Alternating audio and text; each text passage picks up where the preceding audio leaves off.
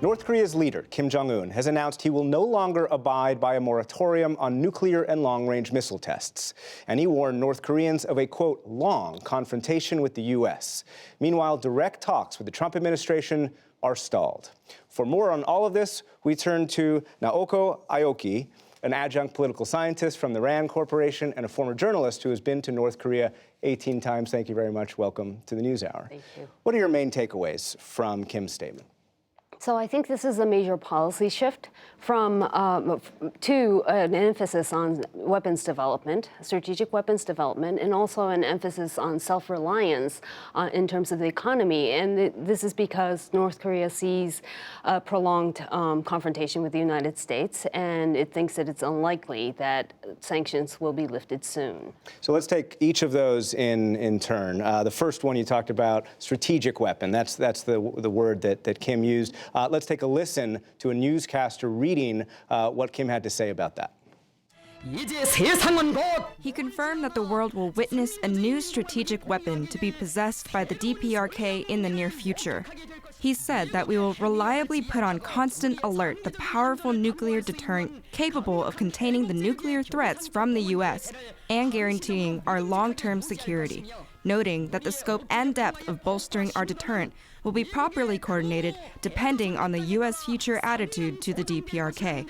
So there's 2 points there. One, what is a new strategic weapon? But also that end phrase, depending on the U.S. attitude. How important are those two things? Yes, so we don't exactly know what this new weapon is going to be, but it is likely to be something qualitatively new, some component of it at least, but we don't know what that is going to be. It could be something that would enhance the survivability of North Korea's nuclear weapons. And the conditional part is also important as well. If you read the report carefully, a lot of the things are conditional on what the United States would do. So there's a little bit of flexibility in what the North Koreans may do. Flexibility on opening so that these talks maybe aren't dead? Yes, so they didn't completely shut the door to diplomacy, and I think that is important, although things do not look very optimistic right now. At the top, you laid out the two takeaways, the one, strategic weapon, but two, also the message of resilience, the message of a long confrontation with the United States. And we've got some language from Kim himself that I can read, and let's just read that right now.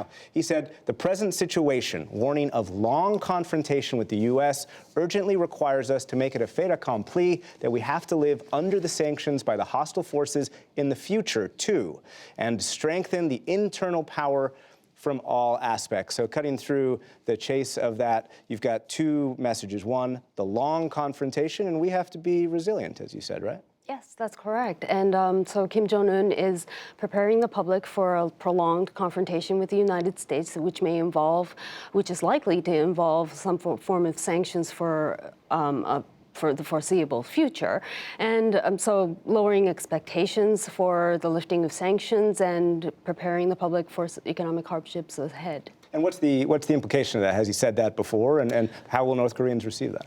Well, it's a policy shift because in April 2018, he said that his policy of pursuing both economic development and nuclear arms development at the same time has been accomplished, and he's going to shift more emphasis on the economy. Well, this is sort of going back to that point where, well, the United States, from the North Korean point of view, the United States is continuing with its anti-North Korea, its hostile policy toward North Korea, and therefore we have to strengthen both. Strengthen both the economy and the nuclear weapons, yes, or the nuclear system, and hence the strategic, which leads to the takeaway. I mean, so if he's talking about a long confrontation, if he's talking about new weapons, and the U.S. is not budging as far as we know, are we going to go toward more confrontation and more back to where we were in 2017, fire and fury? Well, that's certainly a possibility, and tensions are likely to rise, but we don't quite know yet by how much, and that will depend a lot on what both sides do. So meaning the United States doesn't necessarily have to go down the path of more confrontation, and nor will North Korea go down that path itself? That's the optimistic view, of course. But we could certainly see a return of what we saw in 2017, but it could given the political U.S. presidential elections, the political calendar, and everything else, it could mean that it could be somewhere below that. Meaning the United States and the Trump administration right now, as you see it, has no interest in ratcheting up tensions? And also North Korea may not want to antagonize China, for example, by conducting ICBM tests, intercontinental ballistic missile tests, or nuclear tests. So that is also a factor that could play in their calculation. Naoko Aoki of RAND Corporation, thank you very much. Thank you.